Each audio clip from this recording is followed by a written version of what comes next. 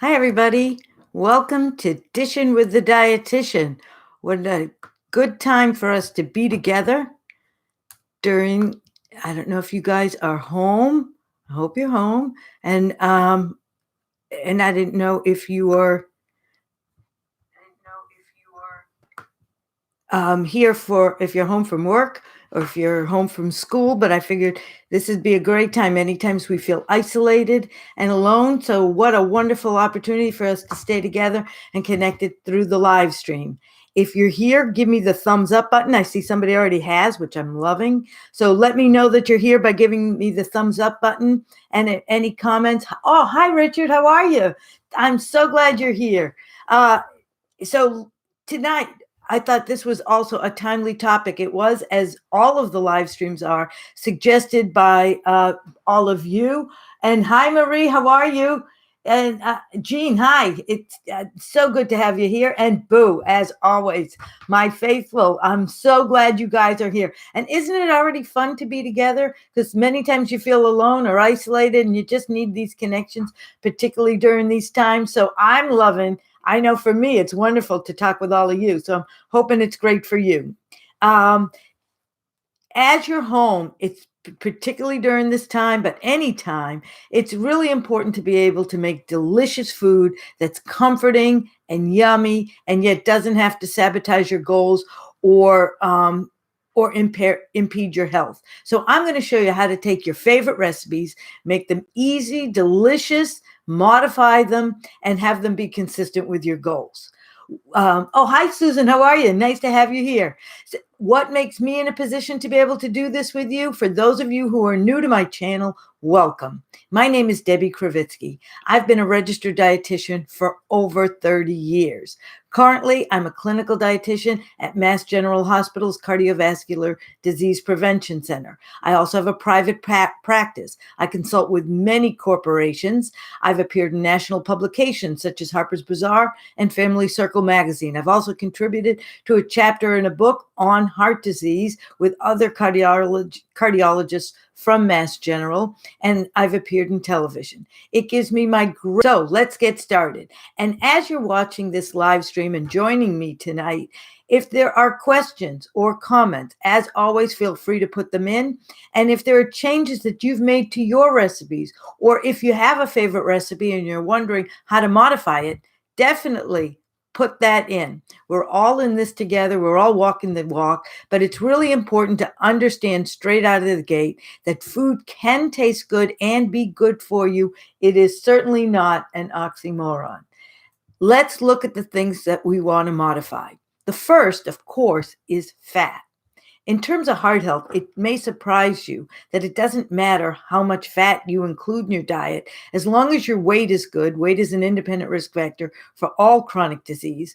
As long as your diet is balanced, so you're not having mayonnaise at the expense of fruit and vegetables. But what does matter is including the right type of fat for its effect on cholesterol. Hi, Richard. So you really need a heart-healthy snack with crunch because of the stress.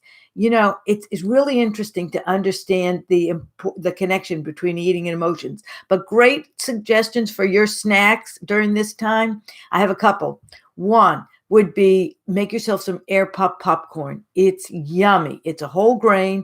Do you have a microwave, Richard? Because if you do, all you need is a lunch bag, a brown paper bag, or if you have a brown shopping bag, if you've used some from the store, you do have a microwave. Great. So put a brown paper shopping bag or a brown lunch bag if you have, whatever you have at home, because you're certainly not going out that often. And maybe you have some dry kernels. Pour the kernels into the bottom of the lunch bag, just one layer, a scant layer. If you do more than one layer, they burn. And fold that bag twice. In the microwave it goes. Don't walk away. When it slows down, you want to take it out, otherwise it will burn. This popcorn will pop up right in the bag without any fat. Maybe you have some spray butter. Maybe you have some margarines that you can melt if you need to put on it. If you happen to, I go to Sur La Table, a cooking store at my local mall. before they close, they have popcorn seasonings that are also great. Hi, Janice. How are you? Well, oh, thank you. I'm sorry I'm tuning in late. No, I'm so glad you're here. And I'm glad I got back when I did. For those of you, Janice was welcoming me back. I was away and now I'm back, but I'm so glad that I got back in time because a week later, I'm sure that trip never would have happened. But we're all feeling the stress. Other things I like, tell me if, Richard, you feel the same, is during times of stress, I like crunch. So baby carrots, vegetables that have great crunch. And I also like to dip. I can eat them plain, but sometimes I like to dip.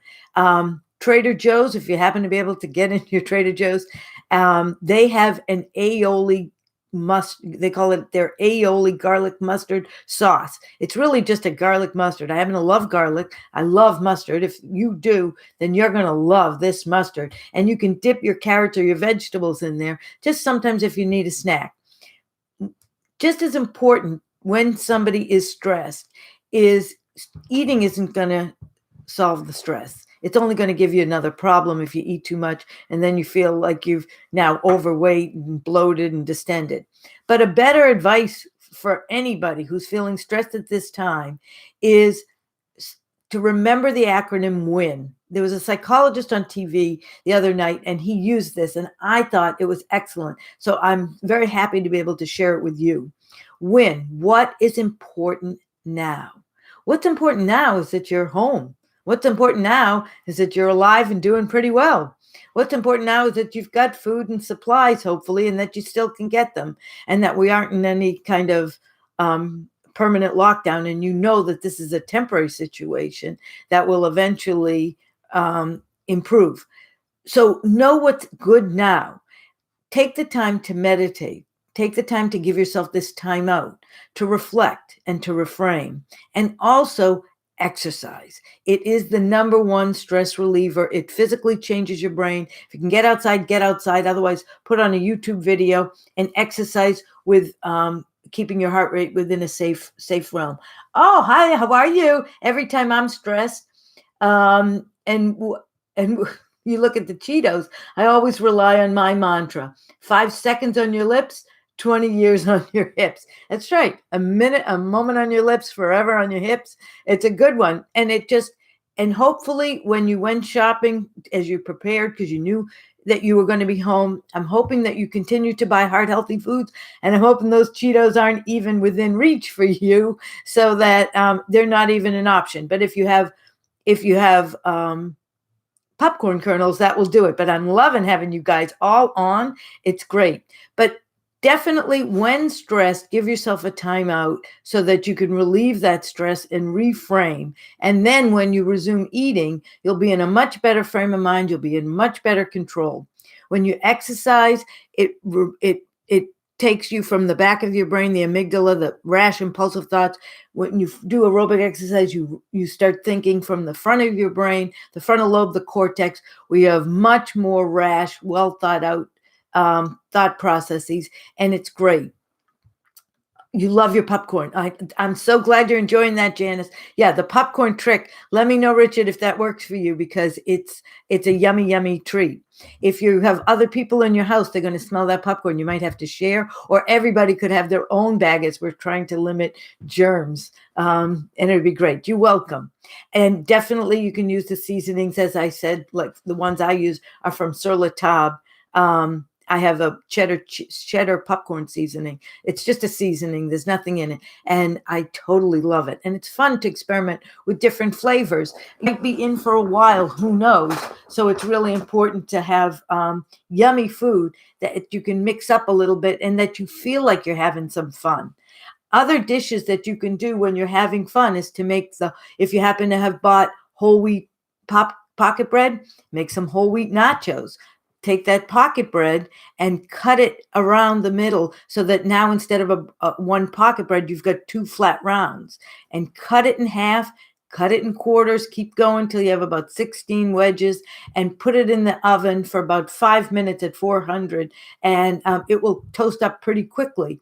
And then spray it with spray butter and sprinkle it with, at Trader Joe's, I love the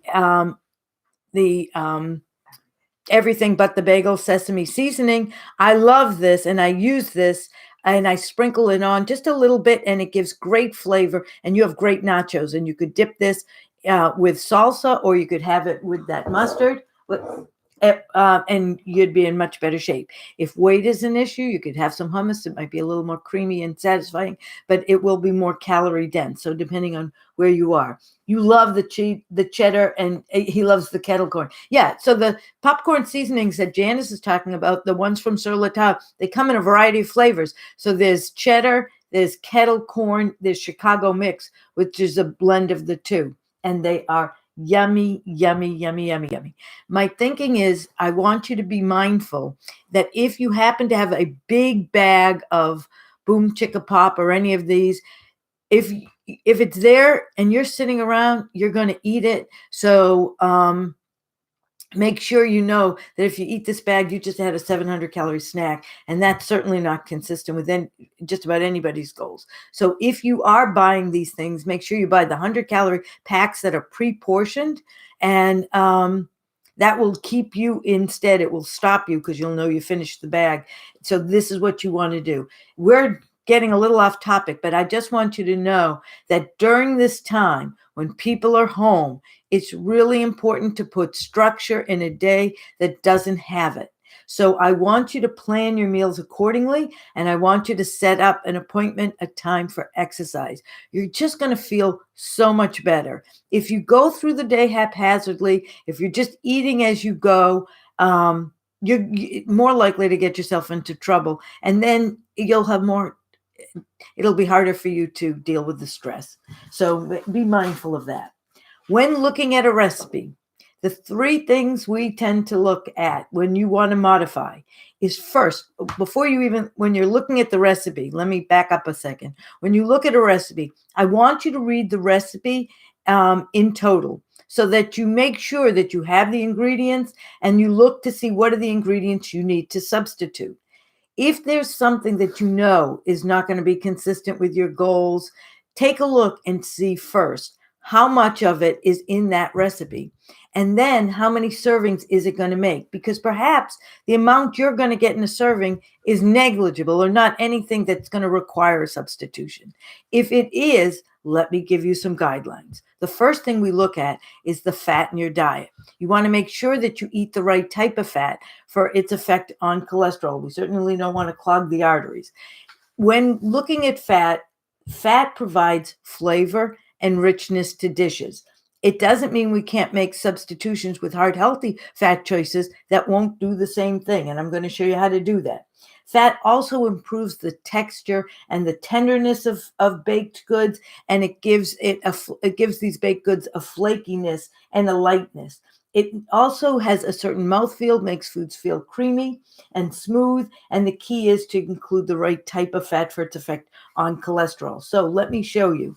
When you're going to bake, you can substitute 3/4 of a cup of olive oil for every cup of butter that's required in the recipe. But olive oil has a distinct taste. So perhaps you want to replace it with canola oil. And with canola oil, if you're baking cookies, I'd use about 3/4 of a cup of canola oil for 1 cup of butter. The other good thing to the fact that you're home is you can practice these recipes and you're only serving it to you. If it works, then you got something to go that you're good with. And if it doesn't work, it was just you anyway, so it's okay. And you can try again. That's the fun of it. People also can substitute applesauce in place of butter. Take half the amount of applesauce for the amount of butter. So, for example, if a recipe calls for a cup of butter, you're going to use instead a half a cup of applesauce. You could definitely use vegetable oil, 3/4 of a cup of vegetable oil for every cup of butter. Vegetable oil, canola oil, no taste.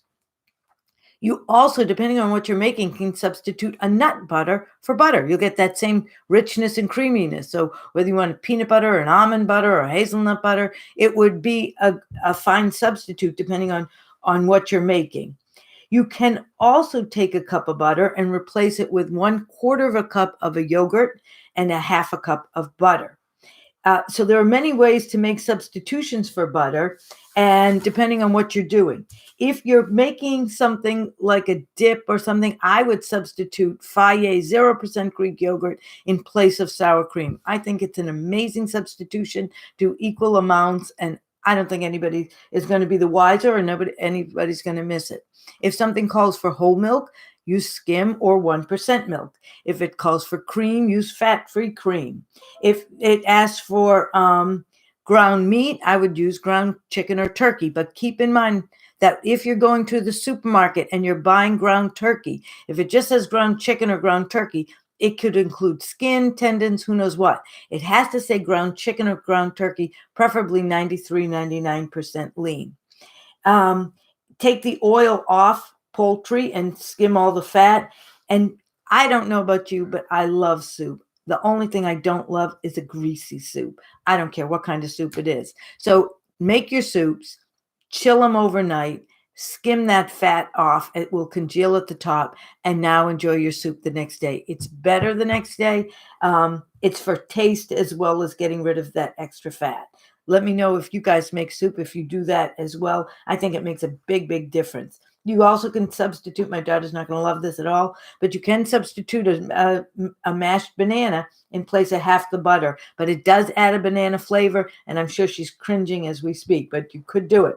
Instead of caramelizing a vegetable in butter, do it in oil, and you'll be totally fine. I do that all the time. I love caramelized onions. I do it all the time. And then the next thing we're going to look for is we're going to also look in eggs. You could use whole eggs, or you could use egg whites or egg beaters. Eggs give structure and act as a thickener and an emulsifier.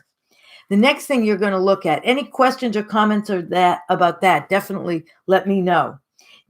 Definitely, we also want to look at the salt. I don't know about you. I love to cook, but the salt in some of these recipes, oh my gosh, it's off the chart. Particularly if you're used to having a low sodium diet, which doesn't mean low flavor, just means low sodium. And then you try a recipe or you cook a recipe and it has a ton of salt in it. It really makes that food almost inedible. Let me know if you guys have had that experience. It's actually a good sign. It means you're in your zone.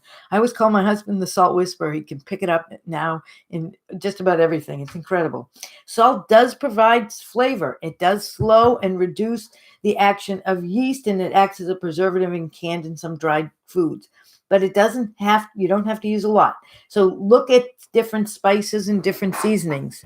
Let me show you we're going to do that when we do, hi JMK, I'm going to come back to you, but write me in again if I don't come back to you when we do sugar, which is coming up next. But right now for salt, I want to show you that this is one of my new fun favorite seasonings. It is from Trader Joe's. I happen to think Trader Joe's is a very fun store. And this is called Everything But the Elodie Seasoning Blend. And let me tell you what's in here.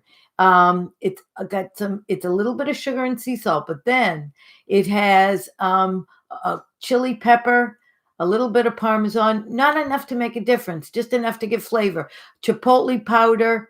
And what it does is it tastes a little Southwestern, a little cuminy, and it would be great, I think. There's no calories and really low sodium. So I think this would be a great thing if you happen to have salmon or fish at home. I have not yet done this, but this is my intent is I'm going to rub a piece of salmon or drizzle a piece of salmon with a little oil and sprinkle this elodie on the salmon. And I'm going to bake it for about 10 minutes, 375. This is just making this up as we go together, and see until the salmon is cooked to my desired or your desired doneness. And then I'm going to take it out and put it inside a corn tortilla and make fish tacos with a slaw. I think that would be so fun, right? If you're in, it should be fun. I think that would be great. Add some salsa. You could add some guacamole or some avocado, whatever you like. To make it your own, make it fun. I'd add some cucumbers. It'd be yummy. And I think that would be a lot of fun. So these different seasonings are wonderful. Let me also show you some other seasonings I like. These come in bottles, but I have the packets just to show you different ones. This is by Paul Prudhomme. He has a line of seasonings called Magic Seasonings. These are sold right where your garlic salt, garlic powder, where the spices are in your market. And this is some of the flavors he has: lemon and cracked pepper, a sweet and spicy, a six spice, a sweet basil and tarragon. There are many, and they're great, great seasonings to give flavor to your food without the salt. Lemon is great, chives, dill, scallions, parsley, sage, thyme, and of course, as anybody knows me, garlic, garlic, garlic. But use what you like. Definitely onions or shallots or leeks or scallions. And vinegars, I love them. Let me know if you do. They add great flavor, as does pepper and hot sauce. So they all give different dimensions to foods. If you're making a soup, you can use a low sodium bouillon or a low sodium stock or just water. And it totally works. Any powder would definitely work. And the marinades. I love the marinades from Whole Foods, the 365 Thai ginger, the lemon mustard, and the mustard dill. And there's a fish taco sauce that I think I'll use when I make those fish tacos. What do you think? And I think that would be delicious. Somebody I know made this most delicious dish. If you happen to watch this another time, you're going to know who you are. It was incredible. He took some vegetables and he sauteed them. This is off the top of my head. So he sauteed them in a little sesame oil, and then he added a broccoli slaw with the Thai ginger and some shrimp and scallions, and it was better than any Chinese restaurant dish I think I've had. So you can have scrumptious food that you can make at home and that doesn't sabotage your goals in any way whatsoever. Let me know how I'm doing, because we're going to move on to sugar. Sugar gives not only flavor, but also increases the tenderness and promotes browning and acts as a preservative. It helps yeast production. Hi, Richard. The mustard dill is excellent. So you've had it. You got it. I'm so glad. Yeah, it's yummy. I use it on fish. Let me know what you use it on. But I'm so glad. I think these marinades from Whole Foods, they are life-changing. They are really yummy. It's great to have these things available, and so that you can make great substitutions. So watch sugar. You can use a sugar substitute. There is something called Swerve. So Swerve is made from a combination of, it takes sugar. Oh, you do that too. Good. You put the mustard dill on fish. Yay. Yummy, yummy, yummy. So Swerve is a sweetener. It will, you can use it 1-for-1, substitute equally sugar for the Swerve. And it is made basically by taking sugar and they fermented it, and it produced something called erythritol. And they also used from corn these, something called oligosaccharides, which is a prebiotic fiber. So you don't get the sugar, but you do get the sweetener, and you can use it. You can bake with it, and you can substitute it totally out for sugar. And you might want to try that. There's some people who don't want to use stevia or Splenda. If you are going to use either stevia or Splenda in place of sugar, I would suggest that you go on their websites, because they do have some modifications when cooking or when baking. So I would definitely refer to that before making the substitution blindly. But I think it's a great opportunity for us to discuss this area of stress. I'm so glad you guys brought it up right out of the gate, and to definitely put structure into your meal. So think about things that you can have at home that will last you a while, like frozen vegetables, frozen brown rice. Potatoes will last you for a little while. You can have eggs will last you for a little while. Oatmeal certainly lasts a long time. So you can have delicious meals that are heart healthy, but plan ahead. Give yourself some structure. Think about, what am I having for breakfast? Maybe you're having some eggs with some vegetables. Maybe during the week, if you have to get up and go to work, you don't have time to sit there and saute vegetables. And now the gift of this is you do. So maybe now you get up and you saute some vegetables with some eggs and some whole wheat toast or a whole wheat English muffin. And you can maybe now have the time to sit down and really relax and enjoy it, and definitely have some fresh fruit. If you're worried about you weren't able to get some fresh fruit, flash frozen vegetables and flash frozen fruit are phenomenal ideas. Sometimes they're more nutritious than when you buy them fresh if they've been sitting around, if they've had to travel for a while to get to you, or they've sat in a storage or distribution center for a while and they're losing freshness and nutrients. So sometimes flash frozen is even better. That's why we try to buy in season. But get whatever you can get that will get you through this very unprecedented time, so that you don't have to sabotage your goals and you can enjoy. Food should bring you joy and pleasure, and this is certainly one way to do it, because you also want to feel good afterwards after you enjoy this food. Lunches can be salads, can be sandwiches. You can make homemade pizza. I've showed you how to do that with Joseph's whole wheat lavash. And the breads can stay. Keep your breads in the freezer. They'll last longer. And Rayo's pizza sauce in a jar will last you. Great. The Baby Bell cheese. Make sure you get the light. And the Laughing Cow cheese. They're all yummy. I find a great snack is the Wassa cracker, or any cracker with Laughing Cow cheese. I think it's just yummy. And of course, as many of you know, I love the PB2. So you could add this to oatmeal, and you could add this, you turn it into peanut butter and have a peanut butter sandwich. Yum, yum. And that'd be good for breakfast or lunch or anytime. Dinner doesn't have to be a big dinner if you don't want it to be. It could be your breakfast for dinner. How fun would that be? The beauty of this is now you're home. There's no structure. So we get to put structure in, but we also get to do things that we might not ordinarily do. So I want you to make sure that you stock your house well, that the point of going to the market is to set yourself up for success at home. So make sure you make wise food choices that are heart healthy and delicious. And that when you're feeling stressed, which is totally understandable, that you take the time to call a friend, to meditate, to write things down, to win what's important now for me to do, to exercise, huge for you, to make sure that you make exercise a regular part of your daily routine, and that you stay safe and you stay healthy. The most important thing that we can do during this time is also to prevent the spread of this virus is to really wash your hands thoroughly. It's a 20-second process. I do encourage you to go look at, sounds kind of silly. I've washed my hands my whole life. I think I know how to do it.